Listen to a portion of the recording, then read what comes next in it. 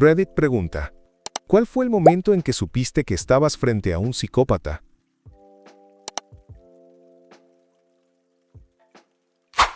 He sido maestro en escuelas públicas por más de una década.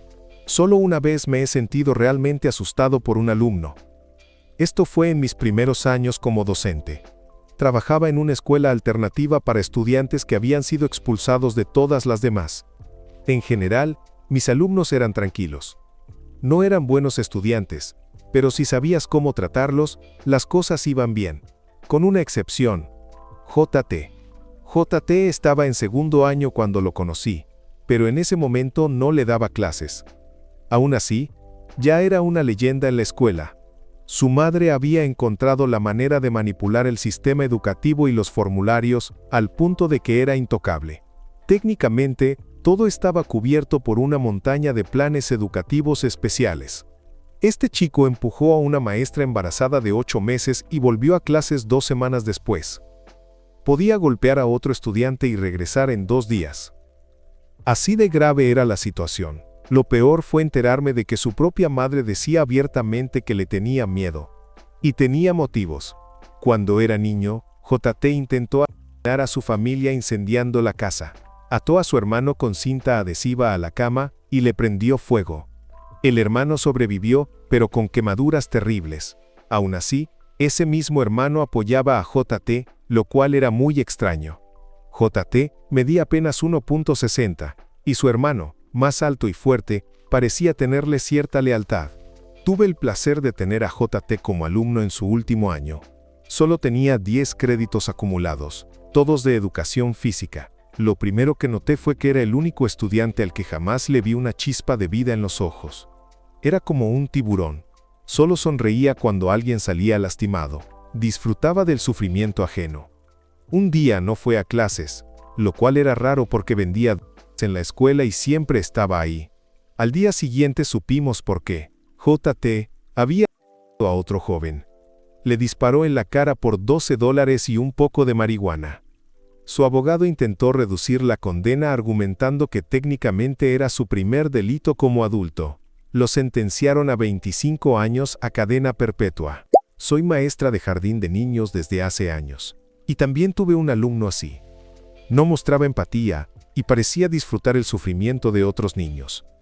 Cada semana había al menos un compañero llorando por algo que él provocaba. Le gustaba mentir para enfrentar a unos contra otros y verlos sentirse excluidos. Sus padres eran igual de extraños. Adoptaron a varios niños de diferentes edades y etnias, pero todos del mismo rango escolar. Incluso la madre decía que eran gemelos, aunque claramente no lo eran. En la fiesta navideña de la clase, este niño lanzó una taza de chocolate caliente directo al pecho de mi compañera. Varios niños resultaron con quemaduras leves. Cuando le pregunté por qué lo hizo, simplemente dijo: ya no lo quería. No tenía empatía, no tenía culpa. Espero de verdad que no termine haciendo algo terrible cuando crezca, pero no me sorprendería. Salí una vez con una chica y en plena cita, me contó como si nada que una vez vio al hámster de su hermano echándole perfume porque estaba enojada con él. Lo dijo como si fuera una anécdota graciosa, riéndose, como si fuera algo tierno de su infancia. En ese momento empecé a pensar en cómo salir de ahí cuanto antes. Un tipo me comentó casualmente que una vez metió a un gato en una jaula y luego sumergió la jaula en agua para verlo. Lo dijo como si fuera algo totalmente normal, como si fuera una experiencia que cualquiera ha tenido alguna vez. En ese momento entendí que algo no estaba bien con él. Fue un conductor de Uber. Mi esposa y yo íbamos rumbo a los bares un fin de semana. Apenas arrancó, noté que el tipo estaba claramente bajo el efecto de algo. Mientras cruzábamos un puente por la autopista, a medio camino, de repente dijo: ¿no es una locura pensar que podría girar el volante y a todos ahora mismo? Le pedí que saliera en la siguiente salida, cancelé el viaje y lo reporté en la app. Espero que nadie más tenga que subirse con ese tipo otra vez. Un compañero de la primaria me invitó a su casa después de clases. Casi nadie hablaba con él porque era un colegio privado y su papá era el jardinero. Yo no quería ir, pero acepté para no ser como los demás. Fuimos a la parte de atrás de su casa, y había varias zonas sin pasto, algunas con un palito en medio y otras con tubitos de plástico saliendo del suelo. Se puso contento y empezó a excavar una de las zonas con manguera. Sacó un frasco con un pajarito muerto adentro. El frasco tenía una manguera en la tapa para dejar pasar aire. Me explicó que le gustaba enterrar cosas vivas. A veces les dejaba aire, agua y comida para que vivieran más tiempo, otras veces cerraba el frasco por completo. Me dijo que no podías enterrarlos muy profundo porque entonces no se escuchaban los sonidos cuando intentaban escapar.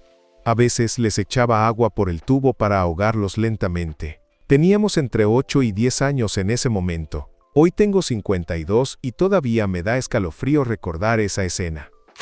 Hace unos años, me mudé a una nueva ciudad y uno de mis mejores amigos vino a visitarme. Somos dos tipos en nuestros 30. Una noche, salimos a tomar algo, y un tipo se acercó a pedir si podía sentarse con nosotros, porque no había más mesas libres afuera. Dijimos que sí, por cortesía. El tipo nos dijo que era camionero y que solo estaba de paso en la ciudad, y luego mencionó que había estado en el ejército. A partir de ahí, todo empezó a ponerse raro, pero poco a poco como si el agua se fuera calentando sin que el sapo se diera cuenta. Primero dijo que tenía un hermano, creo que gemelo, que trabajaba en la CIA en Rusia. Luego, más tarde, confesó que en realidad no tenía un hermano, él era el espía. Un agente encubierto en Rusia. Lo raro no era solo lo que decía, sino lo serio que lo contaba, como si fuera verdad absoluta. Y con cada historia, se volvía más intenso y hasta agresivo. Comenzó a buscar peleas con otros en el bar. No se enojó directamente con nosotros, pero era como si nos estuviera mostrando lo peligroso que podía ser, como una advertencia de que mejor no le lleváramos la contraria. En un momento me tomó del brazo y me habló con acento ruso. Resulta que no era un espía americano, sino un agente doble, un infiltrado ruso. Pero no podía seguir mintiéndome, tenía que decírmelo. Ahí ya sabíamos que teníamos que irnos. Aprovechamos cuando fue al baño, dejamos nuestras tarjetas en la barra y salimos lo más rápido que pudimos. Tenía 20 años y estaba saliendo con un chico de 23. Todo iba bien, pero por trabajo los dos tuvimos que mudarnos a diferentes ciudades. Él quería intentar una relación a distancia, así que lo hicimos. Hablábamos casi todos los días, veíamos pelis juntos por videollamada. Todo bien, pero un día, de la nada, me dice que ya no quiere estar conmigo. Me dolió, pero bueno, lo acepté. Al mes me empieza a rogar para volver. Me mandaba flores al trabajo, cartas escritas a mano todos los días, incluso me compró un vuelo para ir a verlo. Accedí, pensando que si era raro, me regresaba en 2 días. Cuando llego, todo bien. Me dice que se arrepiente, que fue un error dejarme. Me quedo en su casa con su familia. Hasta ahí, todo normal. Pero justo cuando ya me iba a regresar, llega una alerta por huracán. Mi vuelo se retrasa 4 días. Cuando él llega de trabajar me dice, sí, ya lo sabía, por eso empezamos a poner madera en las ventanas. Me incomodó, pero pensé que era normal. Al día siguiente me despierta temprano. Me lleva al living y ahí estaban. Él, sus hermanos, sus papás, todos sentados. Él tenía una carpeta. Cada uno leía en voz alta una carta que habían escrito explicando por qué nuestra relación no debía continuar. Y él me terminó ahí mismo, enfrente de toda su familia. En medio de un huracán. Sin electricidad. Y yo sin poder irme durante 4 días más. No sé si es lo más psicópata que me ha pasado, pero sí es de las cosas más extrañas que he vivido. PD. La persona más psicópata que conocí fue un amigo del colegio cuya familia entera hacía pipí en la tina. Reservaban el baño solo para el número 2. Una vez, en una fiesta, conocí a la amiga de una amiga que trabajaba como enfermera en un hospital local. Era de esas personas que suspiran fuerte y usan el estrés de su trabajo para llamar la atención. Apenas tuvo la oportunidad, tomó el centro de la conversación y empezó a hablar de lo difícil que era su trabajo. Le pregunté si había algo que le gustara de su profesión, y ahí fue cuando realmente se iluminó.